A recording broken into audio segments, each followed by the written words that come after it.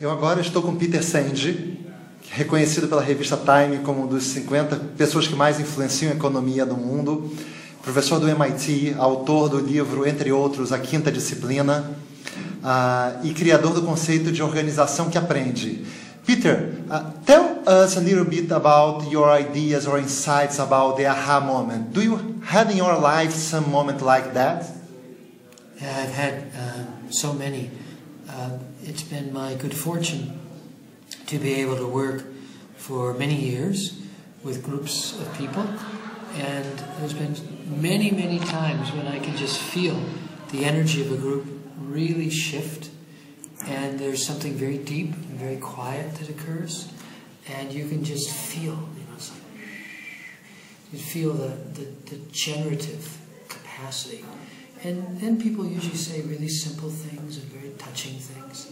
So it's a little bit like a musician who gets used to playing a certain type of music, and you just kind of know when that music is starting to really become more than just your movements and more than just the sounds, it's something starting to emerge.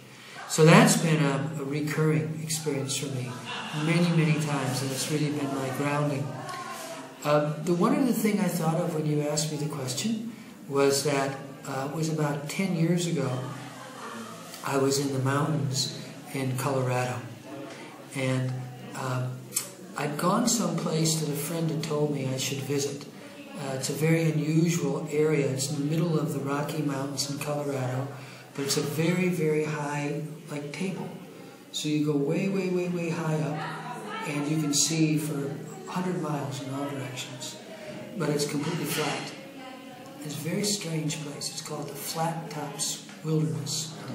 And it was a sacred place for the Indians who would go there. They would spend their summers. They would have ceremony there. And when the Dalai Lama first met the elder from the Hopi nation, and these two peoples on opposite sides of the world had prophecy about them, each other. The Hopi had prophecy about the Tibetans had prophecy about the Hopi, and they finally had an opportunity to meet about 25 years ago. That's where they met. So it's a very sacred place.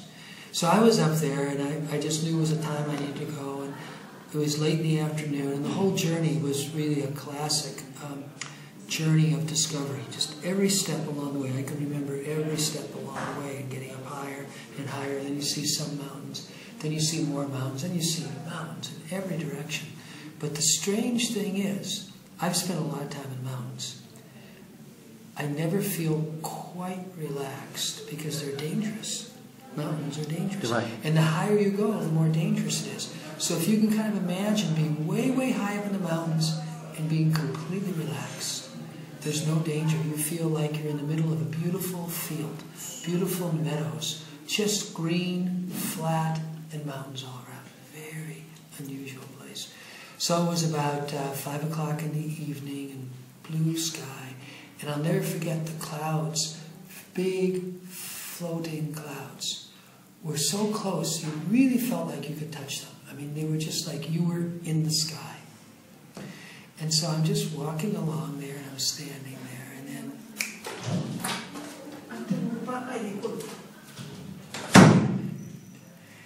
and it just came to me. A lot of things came very, very quickly. You know, I tell it now linearly, but it was all at the same time.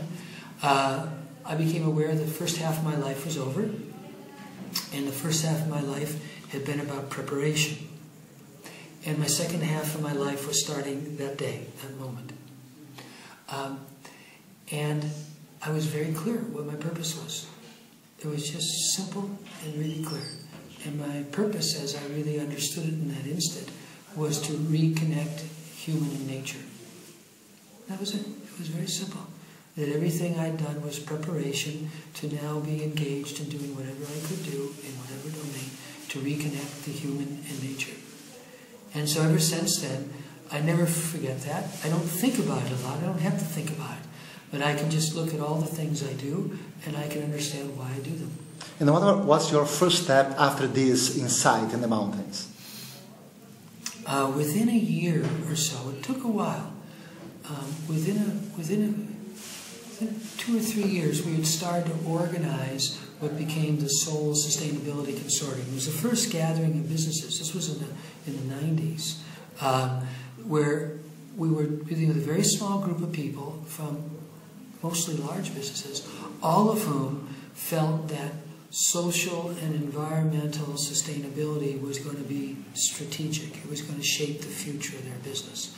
We said we don't want to argue about anything. We don't want to argue about climate change. We don't want to argue about is this important or that important. If you don't think it's important, you shouldn't be part of this group. And the whole point of being together was to understand how to do this and how to do it faster and how to do it deeper. And that involved Nike, and that involved Unilever, and that involved a group of companies we have now long-term relationships with who have become real leaders in their industry.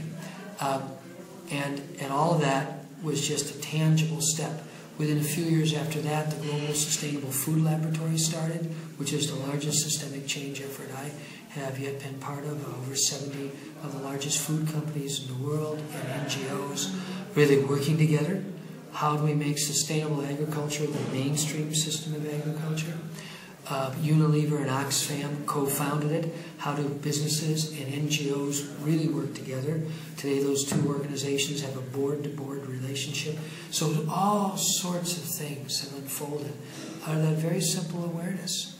So in some sense, everything now revolves around an axis. So, there's all this doing and all this activity, but it has an axis. It has one common element. And so I think for me, it was the beginning of my life having real coherence. Last question, Peter. What's your advisory for people who have insights, visions, dreams, and goals to reality, and goals to transform that ideas, visions in reality? Well, there are two things. One is that in our culture today, when people have really powerful experiences, there's often not a lot of teachers, there's not a lot of understanding, there's not a lot of guidance for you. And so sometimes it's actually possible for people to have very difficult psychological traumas that came out of an intense spiritual experience because there's no one to help with the assimilation process. How do I digest it? How do I just let it be, let it go inside me? So you need partners, you need people who you really can feel connected with around your purpose. That's absolutely important. And then secondly, you need to just go off and do things. Because the other danger, I think, in our culture is we're very mental. We intellectualize a lot. We think a lot. We want to figure things out. You don't figure these things out. You just do them. And oftentimes it's much clearer in the doing. So I had that awakening, but it's now much clearer day by day what it means in the practicality of my life. So those are the two things that really matter. Excellent. So thank you very much for inspiration.